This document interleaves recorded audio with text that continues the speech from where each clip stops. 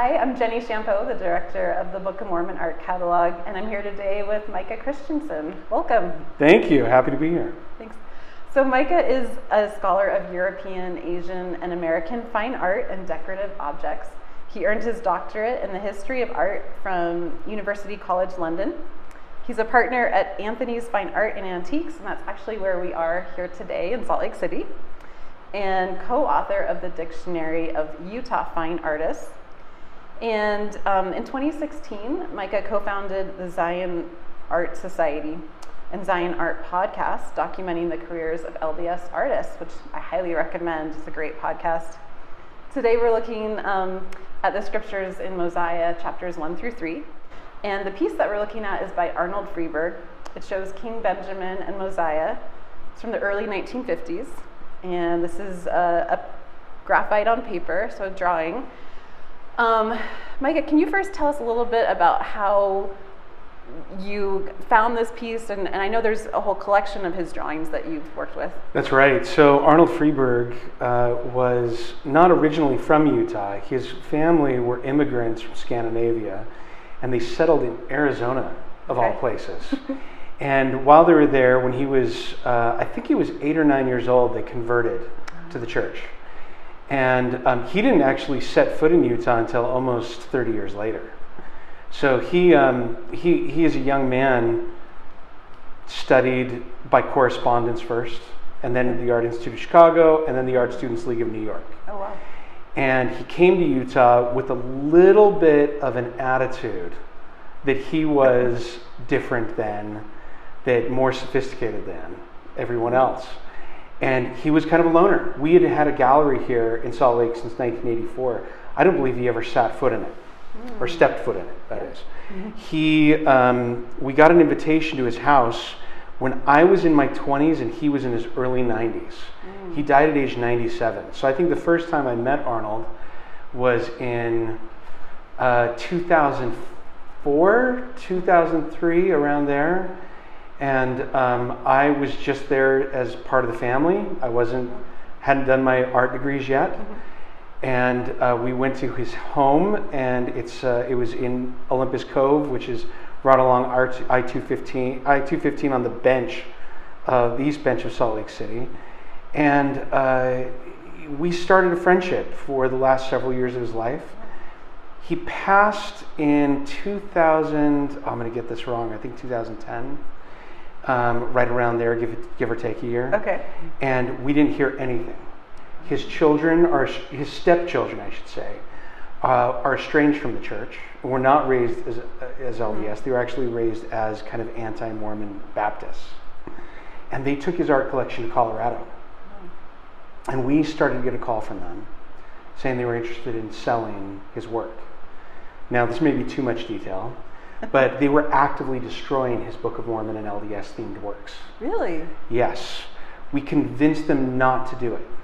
Even at the end of his life, his second wife, who was not a fan of the church, was having him repaint many of his Book of Mormon Christ scenes as New Testament scenes. Oh. So they didn't relate to the Book of Mormon anymore.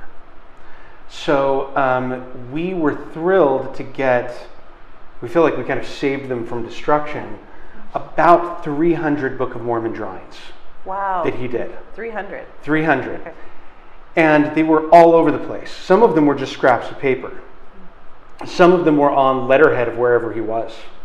So he would be in, we have this pink pen, Moroni annotating the scriptures that he did on hospital letterhead. And when we asked where it came from, that was the day he had a colonoscopy.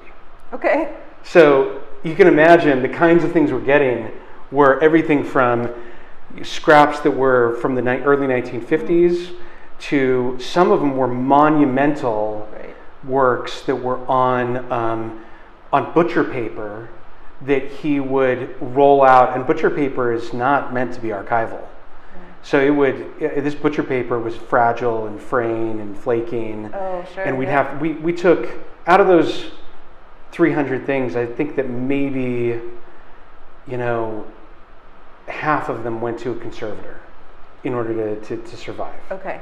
Yeah, it's even now, we have things that crop up occasionally in his papers that we're able to find because we have boxes of them. And I know you've done some scholarly work and trying to contextualize and just figure out what it is. That's right. All the pieces represent. You've done a couple of publications on this, right? Yes, we did an exhibition when it first, when we first got all of the things that we had. There were the clearest, best of the best things, framed, cleaned, restored, framed, and we put on an exhibition of I think 500 works. Oh wow! And we borrowed from a few people too, and those included a number of the studies that related to his 12 Book of Mormon scenes. And if you'd like, I can tell the story of that commission. I would love that. Yeah, please. Okay, I'll give you the short version of it. So the short version of it is that Arnold moves to Utah in, I think, 1947. And it's an interesting year because it's right after World War II, and the university is growing, and the old guard is kind of passing away. J.T. Harwood, who had been the leader of Utah artists for a very long time, who was on staff at the University of Utah, had recently died. Okay. And they expand the program at the University of Utah to include commercial illustration. So Freeburg gets a position as an assistant professor of commercial illustration. And commercial illustration was, it was everything from signs to magazine font to fashion drawing. And that's the kind of education he had. He called himself his entire life an illustrator, not a fine artist. And he was very much anti the fine art environment as he saw it. He considered that to him meant modernism and nonsense. Okay. Right? So he would say art doesn't have 3 or 4 levels. It's got 1 level. It's easy to understand. It's intelligible. Yeah. Everyone can see it. You don't need an interpreter in this nonsense world of critics. He didn't like that, any of that world. And he created an illustration as part of a church contest. I don't know much about the contest, of Richard Ballantyne in the First Sunday School. It's a painting that's now hanging in the conference center. Right, I've seen that over there, yeah. So he does this work, and he wins the contest. It doesn't really go anywhere.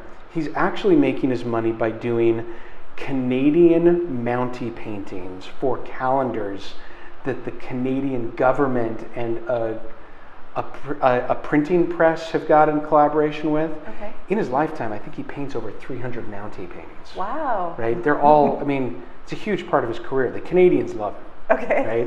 This part we don't really think of. Yeah. And a woman named Adele Cannon Howells. She is she's a descendant not of a George Q. Cannon, but of George Q. Cannon's brother, who also is in church leadership, but not in the first presidency. Okay. She doesn't grow up in Utah. She grows up in Los Angeles, and she's called by David O. McKay to be the primary general president of the church. Right. And she's the first non-Utah, Idaho, Arizona person called in to do work. I didn't know that. And she was kind of seen as being, this is in the modern Utah era. We're not talking about the John Taylors who were not American. You had others, right? But I'm talking the modern era, right? Yeah. So she calls in and she thinks, okay, I'm going to change the face, bringing my LA sophistication to the church. And she saw Freeburg's work of Ballantyne.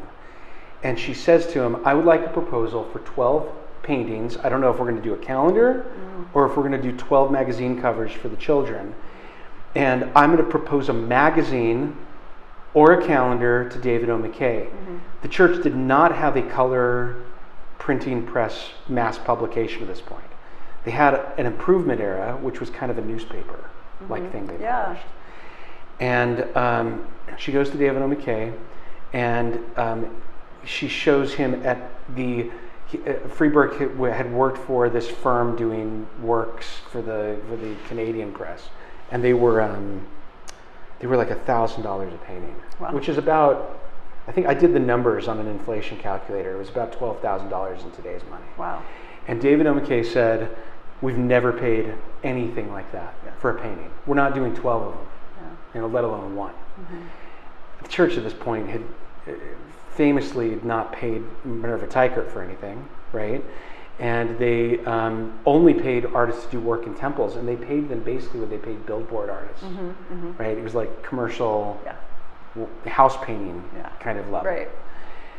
So Arnold Freeberg feels snubbed, and Adele Cannon Howells is angry at David O. McKay, and as a dying act in 1951, she sells her canon inheritance of family land in the valley and pays Arnold Freeberg up front for the whole with work. With her own money. Yeah.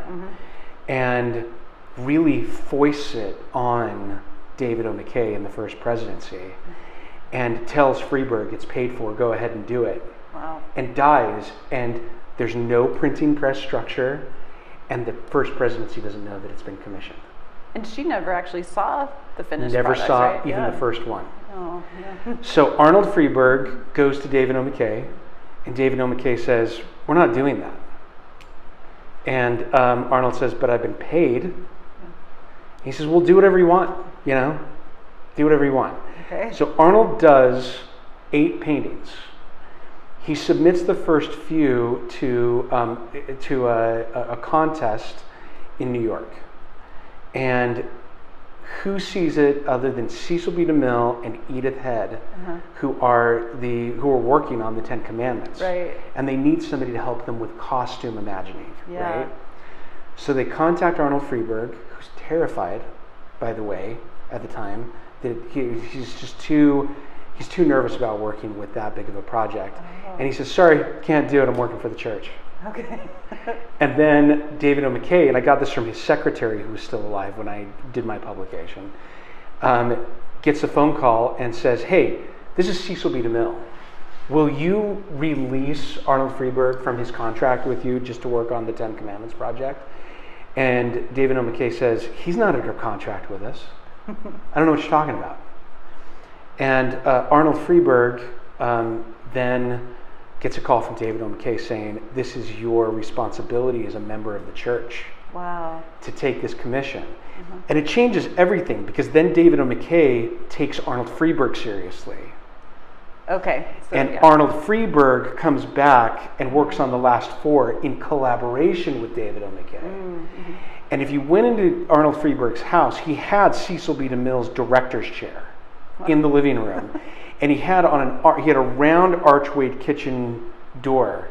And in Arnold Freeberg's very distinct lettering, he wrote above it, "First God, then DeMille." Oh. Because he had enormous respect for DeMille. Yeah. But he had much more of a antagonistic relationship with David O. McKay. Interesting. So he would share these debates, and I got them from both the perspective of Arnold Freeberg and from his secretary. So the image that we've got in front of us of Benjamin and Mosiah, and it's actually annotated, it's got his handwriting on it, King Benjamin and Mosiah, dates from the first 8 paintings. So the same time period. So this is from the period of before he's working with David O. McKay. Okay. And there were only 12 paintings that she paid for. Right. And if you think about this from the perspective of, okay, number 1, he's only got 12 to do to tell the whole Book of Mormon story. And number 2, it's for children. Right? Then what are you going to tell? You got to tell the beginning of the story, Nephi, Lehi, right? Got to contextualize it. Maybe you got to hit the Jaredites because they're a big part of the story, right?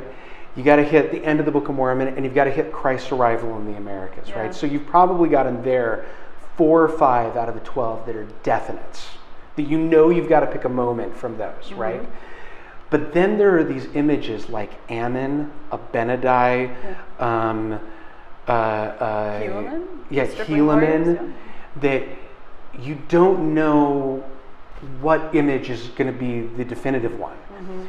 So I said that I think I counted at one point, and it's probably more now, but we had 189 in subjects that were not the 12 that ended up being in there. This is one of those. So he was doing all these sketches, trying out different scenes. That's right. Okay. And he's going page by page. Wow. He's literally going. You can literally see, and he's annotating the images by saying, Omni chapter 1, verse 6. And this one does not have a specific scripture because it does relate to Mosiah chapters 1 through 3, but it doesn't. It's his own invention of a scene. Right. Right? Yeah. And I think that is really interesting because he called himself an illustrator. And illustration, by definition, at least my definition and the way that I think classically trained artists think of it like he did, was that illustration rather than fine art is text dependent. Okay. Right? And so there are literal illustrations of text, and then there are more abstract interpretations of a text. So this is an abstract interpretation. Yeah. In the scriptures, we know that Benjamin is a direct descendant of the scripture guardians, the plate guardians, right? Whatever we want to call them. Sure, yeah. Those who have inherited the responsibility from Nephi down to keep a record of the Nephites and the people, and they're also, not always, but often the rulers. So we know that Benjamin arrives in this land where he's got to defend his people. It says he fights with his own sword. Right. This is right before Mosiah 1, right? It talks about just briefly this kind of like young Benjamin. And then we open up with Mosiah 1 where he first tells his sons about the responsibility of the plates and ruling. And then he talks in 2 and 3 to his people as he's retiring and passing on the kingdom to Mosiah. Right. So in that speech, he says, in chapters 2 and 3, he says, I defended, even with my own sword, our freedom. But he said, if you could always have, he said, I've been a king who has never taxed you with a heavy burden. Yeah, but he's and in fact, I've labored for my own sustenance, for my own needs. Right. Right? And Freeburg's interpretation of this is brilliant because what he has is he has old King Benjamin with a small garden and a garden hoe. Yeah, I love it. I love that interpretation. Just kind of propped there, like he's just set it down and sitting in his chair, coming in from the garden. That's right. Yeah. And I mean, it doesn't say. Yeah. It doesn't say in the scriptures, and you didn't feed me, and I had my own garden, and I didn't tax you guys to give me food, right? Yeah. No, it's the interpretation is from Freeburg is that King Benjamin is ruling the country as this kind of Roman ideal of an early general who retires from the farm to defend the people and then goes back to the farm when he's done. Oh yeah, like Numa, the Roman general. Was it Cincinnatus? Didn't he? Cincinnatus did that too, apparently, right? Yeah. It's the idea that he is this. He's this the ultimate ideal of a selfless leader. Yeah. And he's sitting there, and the younger Mosiah, who doesn't have a chair, comes and kneels down. Yeah. And what I don't know here is whether or not the idea is that it says that after Benjamin gives his speech in chapter 3 and gives the people a new name, essentially kind of covenanting, giving them a new covenant as God's people. That he also gives them Mosiah as their king, who's this theocratic prophet, seer, revelator we know because of his later experience, who's a righteous king. But we know he lives for 3 more years. Yeah. Benjamin does after that. And I wonder if this is one of those moments when, this is how I interpreted it. Okay. Benjamin's old. He's retired. He's gone back to the vegetable patch, and Mosiah has been king and is coming back for counsel. Oh, interesting. That's how I interpret it. Okay. Right. Yeah. So he's already one's retired and he's sitting there with the thought. Yeah. This Benjamin. It's almost as if Mosiah is saying, "Okay, Dad." What would you have done in this situation? Yeah. I need your counsel. And you can see Benjamin he's not looking at Mosiah. He's lost in his own thoughts. That's right. Maybe Mosiah's delivering this message. Yeah. I mean, this is conjecture. Sure. I'm sure there's room Yeah. for all kinds of interpretation in this. I also wondered if this could be that moment in Mosiah 1 where Benjamin has called Mosiah to him to tell him, you're going to now be the protector of the plates and the That Leona could and be the sword it of too. Laban, and I want you to be the next king, and I want you to call the people together. So yeah. I could see that Yeah. interpretation too. Yeah, but I like what you're saying about how he seems to be thinking about something he wants to say to Mosiah. Maybe this is also, it's autobiographical in some, all art is, right? Yeah. We see in art who we are. And I grew up in a family that had an art and antique business. Yeah. And I had another career, and when my father had a health scare, I came to take over the business. Oh. And now we work together. He's in his late 70s, he'll be 78 this year, and I'm 44. Okay. And this could be him and me. Oh, I Right? love that. Yeah. This could, and I keep this one in my house. This is one of the few drawings that I've kept for myself. I feel like these chairs that collection. you have here for us even They remind kinda me work- of they could a little this bit. kind of ornate, old-fashioned sort of chair. Yeah. It's See, this is in your house. I keep this in my Oh. house. This is not one that's for sale. So the ones that I keep in my house are, I've got this. I've got one of Lamoni's wife and Ammon collapsed on the ground. Oh, okay. And I've got I've got a drawing that, if you've got time for a story, is so David O. McKay and Arnold, maybe the most famous argument they had was that Arnold Freeberg knew that he had to do Christ arriving in the Americas. Mm-hmm. So he depicts Christ on the steps of the temple with his arms out, Torvalds and Christus-like, or even better, Caravaggio Doubting Thomas-like. Okay. Right? Yeah. Mm-hmm. And people are coming up and thrusting their hands in his spear wound, touching his hands, his feet. I have the sketch that he showed David O. McKay for that. Okay. And famously, David O. McKay says, no, we're never doing this. Right. Because we do not pick Christ directly. Mm-hmm. There's a reason why we say Melchizedek priesthood instead of the priesthood after the holy order of the Son of God. Mm. It's because out of respect for Christ's name, yeah. reverence, we're not going to repeat his name in vain. Yeah. And we're not going to do it in images either. Okay. Because if we do, and this is what Freeberg said, David O. McKay thought it'd be on every T-shirt and lunchbox and book cover, and Christ would be everywhere, like he was a commercial figure, like a Okay. Hollywood star or something Yeah. like that. And I argued, Arnold Freeberg said that when we were created after God's image, and when we saw him, when he came down for his second coming, we would know that we were like him. And so this is a doctrine that's essential to us as Latter-day Saints, the resurrection, the second coming.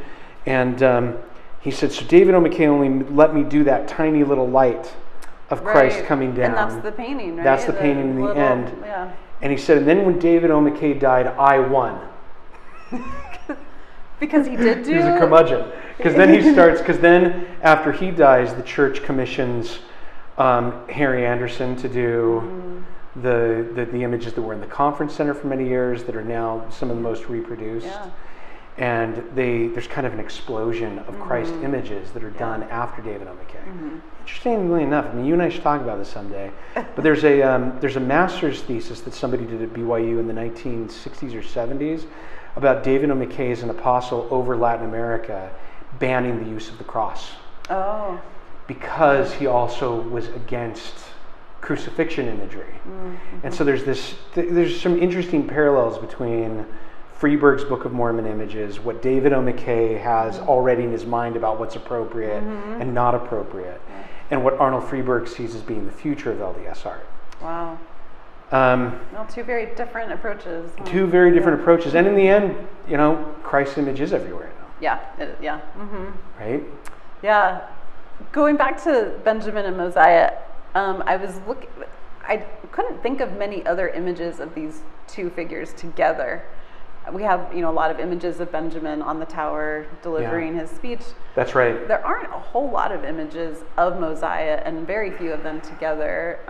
There's one by Jorge Coco. There's one by Robert Barrett of Benjamin conferring the priesthood on That's Mosiah. And there is one by Jerry Thompson from the Book of Mormon Stories manual. That's the one I remember growing up with, that Benjamin image. I don't think he doesn't really do many Benjamin images that we found, or many Mosiah images. Oh, okay. We have a Zenith image. Okay. I mean, like you've seen too, right? And it's something I wonder about. It's something that I haven't quite figured out.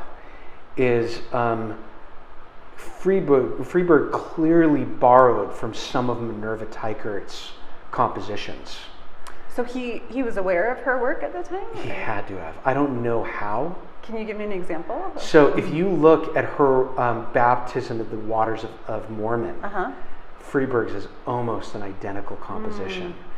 If you look at her Abinadi, his Abinadi is almost like very, very similar to the two of them. No one's written about this. This is me, right? But it's very clear to me that he saw them on some level. I don't know how, and I don't know why, but I don't know if Minerva Teichert.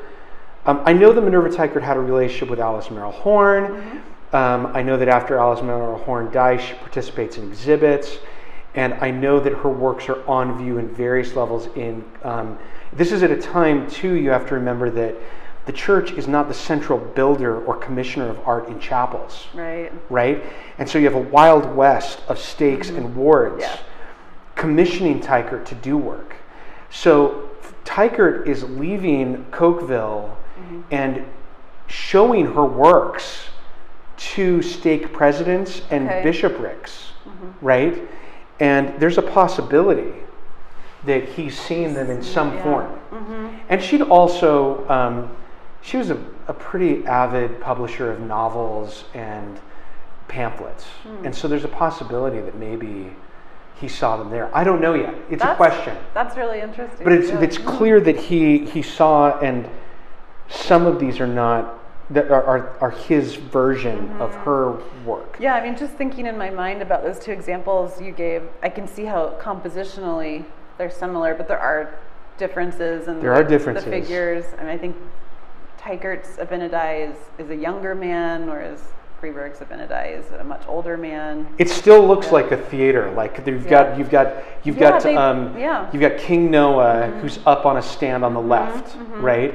And then you have Abinadi like standing with his arms open, and you've got kind of this Roman stepped theater, which is, and then you've got all of this kind of costume work that's going on. And there's a very similar Freeburg composition. That's so interesting too, because Teichert and Freeburg both were involved with theater productions and murals and these kinds of things. And so you've got this. I think it's pretty unlikely that he came up with it entirely on his own. And it reminds me of another story that I had when I first met Freeburg. So I go into Freeburg's studio, and he had on his, and I was young and naive. I was in my early 20s, and he had this reindeer with a Christmas wreath around it. There was a cover for a Saturday Evening Post that he was commissioned to do. And it looked almost exactly like one that Norman Rockwell had done. And I said that. How dumb could I be? Right? I said, hey, that looks like something Norman Rockwell had done. And he goes, Norman Rockwell would have painted any old deer. I picked the perfect reindeer. I picked the perfect right antler from one, the perfect left antler from another, the perfect right ear from one, perfect left ear, and so on. Eyes, nose. He'd come up with a composite of like 30 different reindeer to come up with his perfect reindeer. And this is a very Platonic, Vasari way of looking at the role of a fine artist is to come up with the ideal version of nature, right? And so one of Freeburg's ways of looking at art was he would borrow from other artists, and he would talk about this occasionally, but he saw theirs as a first draft and his own as the idealized perfect version of it. Right? Yeah. And so I think that may be a relationship. I think that another thing that I want to say about this and the era that it was created in is interesting, because Freeburg, at this point, he's working in Utah. He's in isolation in his own studio working. That's the first 8 paintings and the first 2/3 of the Book of Mormon, really, that he's doing on his own. Mm-hmm. And then he goes back and he does the 10 Commandments. Yeah. With Cecil B. DeMille, Charlton Heston, all of these famous actors. Right. And we have in all of his sketches all of this stuff that he's doing on set of Charlton Heston as Captain Roanoke, Right. Charlton Heston as Alma the Younger, Right. Joseph Smith, right? Yeah, Charlton Heston as Joseph Smith, Cecil B. DeMille as Alma the Elder. Yeah. So he starts this whole new group vocabulary, this lexicon appears in the later 4 paintings that aren't in the first 8, right? Oh, okay. And so this first 8 images that we're working on are a little more narrow in the scope, but there's also another aspect here that I wish, this is one of my greatest regrets in his estate. He left behind his National Geographics. Okay. And I didn't think much of them at the time. And then I saw somebody who did buy them. And he has in them all of these pieces of paper where he highlights a belt that he saw in an Aztec illustration. Because what happens is when he really gets into those last 4, is he goes, he asks David O. McKay what his interpretation of who the Nephites and Lamanites were. And he says, go talk to the anthropologists at BYU. And Vern Swanson in 2000 did for BYU Religious Studies a publication where he talks about an assistant or a student who was a graduate student at the time who overheard the conversation with Arnold Freeburg and the head of the anthropology department. And the head of the anthropology department says, I don't know who the Nephites and Lamanites were. I'm not going to tell you. Okay. Right? How do I know? Yeah. Right? And so Arnold says he went back and no one was going to tell him what the Liahona actually looked like. They weren't going to tell him the size. They weren't going to tell him the materials. They weren't going to tell him any of that stuff. We just don't know. But he had to actually paint it. And so it was on him. And he said he knew the moment he won that battle when he went to a fireside in his stake. And Bruce R. McConkie, who is very scriptorian, right, shows up with a replica of the Liahona that had been in Arnold Freeburg's painting and held it up and said to everybody, this is what the Liahona looked like. Oh. And Arnold laughed and said, not until I told you what it looked like. That is amazing. Right? And so he pieces together from the National Geographic all of these costumes and all of these figures. And he said he tried to solve the problem of what Nephites and Lamanites looked like by creating a spiritual race. Which when people tell me, oh, they all look like muscle men, I say, well, he called them spiritual Olympians. Yeah. In his mind. These guys are kind of that. Yeah, right? I mean, Mosiah a little more. You can see the muscles there on the arms. But it's symbolic, right? That it's symbolic. Their spiritual strength. That he's, again, try to make it very easy to read and illustrative so that you can look at it. That's right. It makes sense immediately to the viewer. Yeah. I mean, it's the problem with an illustrator. I mean, if you've got somebody who's an abstract artist or someone who's going towards the abstract, you could do a stick figure on fire and everybody would know it was a Benedai, right? I mean, you could totally do that. Yeah. You could do. I'm waiting for somebody to do a stick figure Book of Mormon series, and because we're all literate, right, as members of the church, we would understand the most abstracted versions of every figure. Well, yeah. But because he goes abstract in the racial sense towards this idea of a spiritual race, and when I say race, I don't mean race as in black and white or in the terms that we use it today, but I mean in the terms that he used it, which was they're not Scandinavian, they're not Anglo-Saxon, they're not French, they're not German, they're not African, they're not Aztecs, they're not Mayans, they're this other group. Then he also gets caught in the trap of the hairdos from the 1950s. Sure. Yeah, right? Yeah. Because that's what Yeah. he was going with. I think this is so fascinating, Micah, because it is an important reminder that artists are making choices and Yeah. that there's so much that we just don't know. And when artists are asked to depict it, they have to fill in the blanks a lot of times. Right. And I think as viewers, it's important for us to keep that in mind that these aren't photographs. This is one artist's interpretation, and there may Yeah. be other ways to visualize it. Absolutely. And that's okay. Yeah, and that's fine. Yeah. And he's going to get flack, and he got flack, Yeah. and he still gets flack, Yeah. right? But Yeah. when I grew up, these were the most reproduced images of the Book of Mormon, Oh, yeah. and pretty much the only other than the ones that started to appear by Barrett and Thompson and some Sure, of these yeah. others, Mhm. right? Yeah. I think one point Freeburg had calculated that they were reproduced over 60 million times. Oh my goodness. Wow. So if you count like all the reproductions of the Book of Mormon, Yeah. and all the other images and everything that were done, they're some of the most reproduced images of the 20th century. Wow. And this one didn't end up in the reproductions. You Yeah. can imagine on the cutting room floor, Yeah. right? Yeah. You have to say, okay, you never really thought that a conversation with a garden hoe Yeah. between Benjamin and Mosiah Yeah. would be one of 12 images to represent the Book of Mormon. Right. But it says a lot about how Yeah.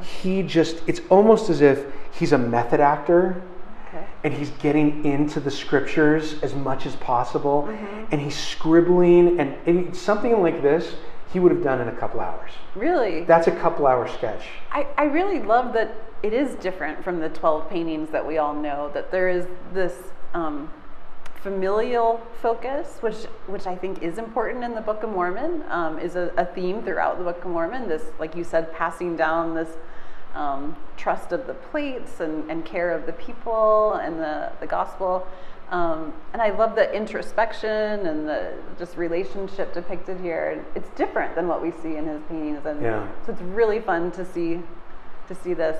And we're also really grateful to you for allowing us to put this in the Book of Mormon art catalog. And Happy to do it.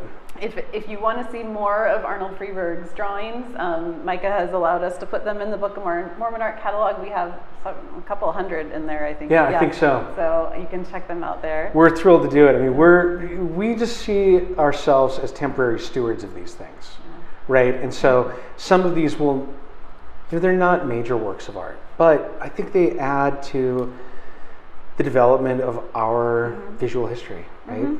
Yeah, I think that's exactly right. They're an important document of our history, and just another, it made me think about these scriptures in a way that I hadn't before. So I'm grateful to you for talking to us today about it. Thrilled to do it. Yeah, it's fun. Thank you. Yeah.